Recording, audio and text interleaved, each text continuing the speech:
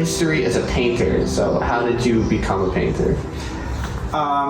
It's kind of a parallel life. I was interested as during especially during high school, considering maybe going to art school, and my parents gave me the advice to maybe choose a profession. So I went to medical school instead. However, I had this continuous interest to teach myself and learn from others and exhibit, and that kind of has been going for the last 40 years. So yeah, it's a parallel life for physicians, scientists, artists.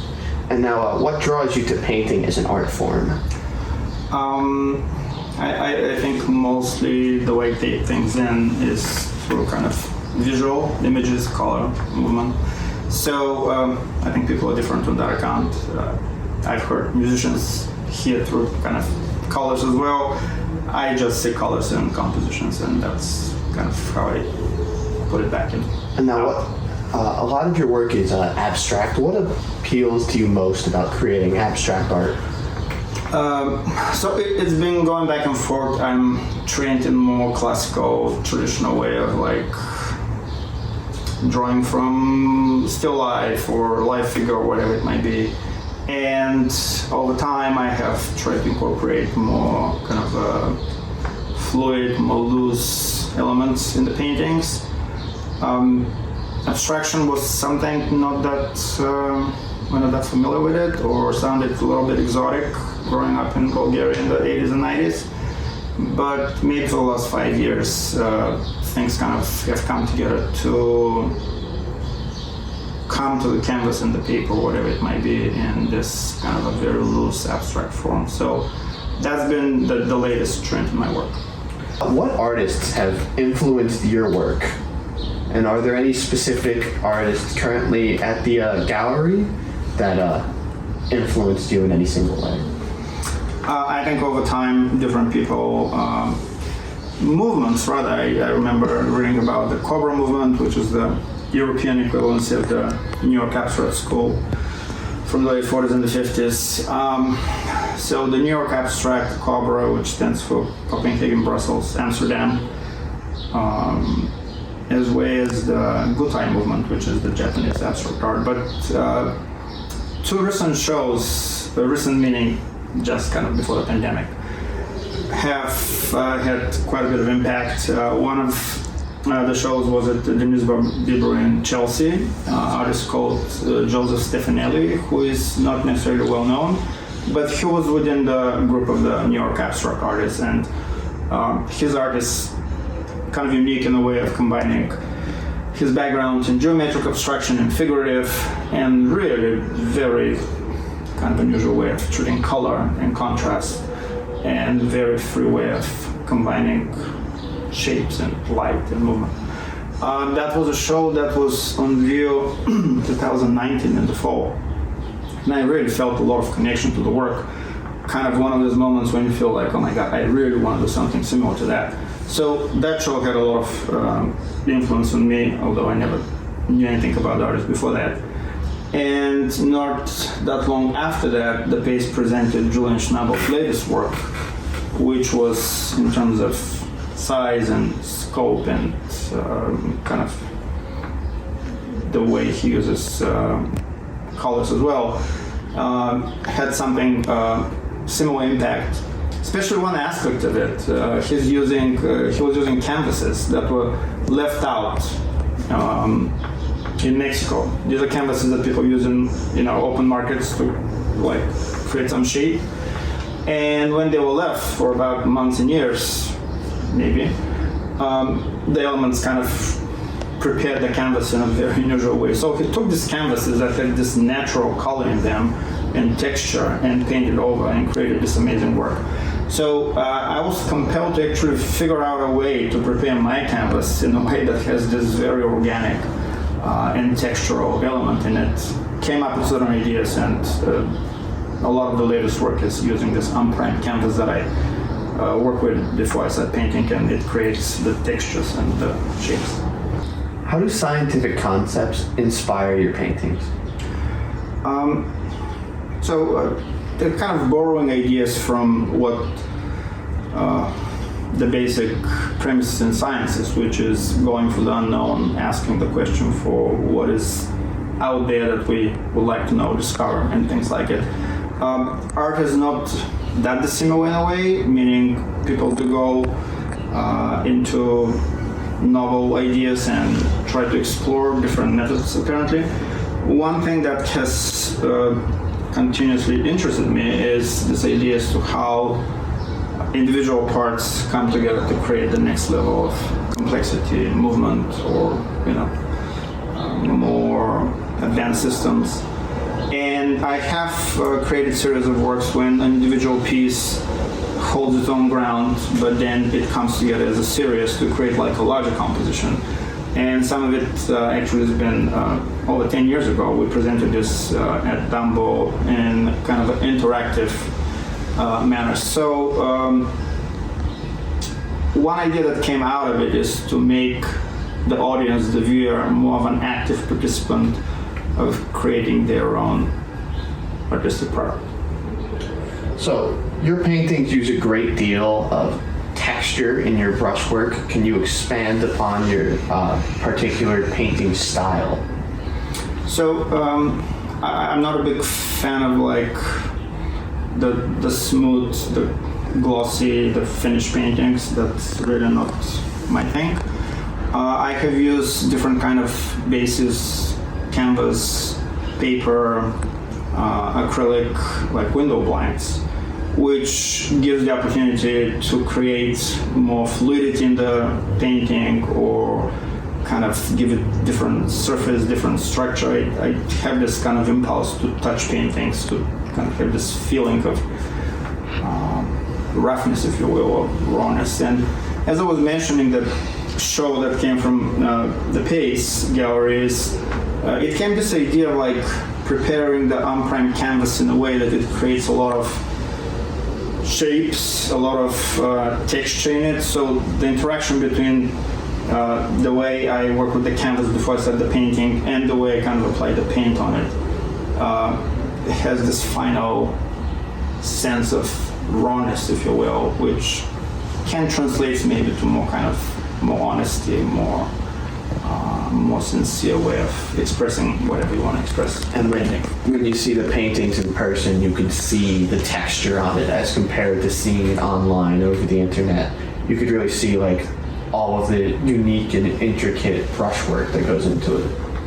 Right. I think we're in a very interesting time, as I hear from a lot of dealers and artists. Internet has opened kind of more democratically opportunities for artists of all levels, beginners, mid-career, established, less established, whatever it might be, and has given people access to a wide audience, which absolutely great. However, on the other hand, as I mentioned, this kind of an intimate connection with the painting that I think I want to have, and probably many people who value paintings as an art form, I don't think that there's a barrier there that is impossible in my view to kind of overcome. I would never buy a painting from the internet unless I touch the piece. I really don't have the same connection. In your artist statement, you say that translating the intensity and the dynamic of musical performances into the frozen images of my pictures has been a lifelong goal of yours. How do you accomplish this in your paintings? Well, I guess with various success, but I guess the idea was that I also play music. I play with friends. I play in a band, and it's kind of a jazz improv. And really the dynamic of responding to others as you're creating something together is unique. And I've been tempted many times to try to achieve something similar in painting, in visual arts. Actually, some of the art that I have created has been with other artists. I think not many people do that. That's a very, how to say, interesting is an understatement, but it's a unique process. I have two friends artists who have created, work together. One of it is actually here in the studio, when two people work on the same surface. So I guess the idea is the dynamic and the intensity of a music piece that, you know, develops over time, and people don't know what's going to happen the minute the next minute and just respond to somebody else's idea. That kind of intensity has been more or less the object of my latest abstract work. And I think abstract is one way to express this level of emotional discharge, if you will. As a follow-up, why does creating a painting where a static image can be turned into an illusion of movement appeal to you as an artist? I think painting has this unique aspect of it, of the viewer and the audience being able to appreciate the wholeness of the piece in this one instant of time, which is different than any other art form. You read a poem, it develops over time. You listen to a song, there's a time aspect of it. I think the painting aspect has this kind of advantage, and on the other hand is this frozen image of seemingly like never changing. So I would like at least to introduce some level of movement and a sense of development, sense that this is not the final, this is not the product, this is not like the stamped thing. This is a slice of time, there's after, there's before. So movement is important on that level. Talk about how you decided to construct the composition of your paintings. So I tried to learn about composition just because the background that I come from is like heavily influenced on using figurative, conventional structures, landscape, still life, and whatever it might be, and learning about the relationship of the objects in the painting. Abstract, I think you inherit some of that. I guess in your mind you kind of keep some of these concepts alive. Some of them simply kind of emerge almost like in a dream or a vision of a painting. Sometimes it's the idea of like working on a theme of interest. I create works in series that I stick to a particular palette and then use those colors to kind of create a interaction or abstract vision of it, or a painting. So that one kind of unfolds as the process goes. In your artistic statement, you mentioned creating the illustrations alongside your literature assignments in school. Do you still see your work as illustrations and as ways to communicate stories? I think it's always communicating a story.